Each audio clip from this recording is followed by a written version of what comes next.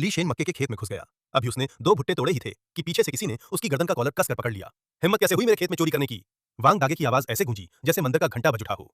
ली Shane डर से कांप गया। भुट्टे उसके हाथ से छूटकर जमीन पर गिर पड़े। वो पलटकर भागने ही वाला था कि वांग दागे ने अपनी इस्पाती पकड़ से उसे वापस खींच लिया। भाग कहाँ रहा है? पैसे देगा या मेरे साथ चलकर गांव के सरपंच से मिलेगा? ली शेन का चेहरा लाल टमाटर जैसा हो गया। उसने हिम्मत जुटाकर कहा, मेरे पास पैसे नहीं है। वांग दागे उसे घूरते रहे, फिर अचानक बोले, पैसे नहीं है तो हिसाब चुकाने के लिए 3 दिन मेरे घर काम कर ले, बात खत्म। ली शेन का दिल धक से रह गया, पर उसने सिर हिला दिया। उसका आदमी 2 साल पहले घर छोड़ गया था।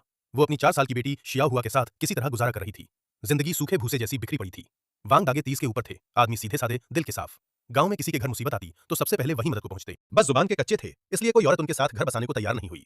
ली शैन ने भी कभी कभी सोचा था, लेकिन विधवा के दरवाजे पर बातें जल्दी बनती हैं। वो पहले कदम बढ़ाने की हिम्मत नहीं कर सकी।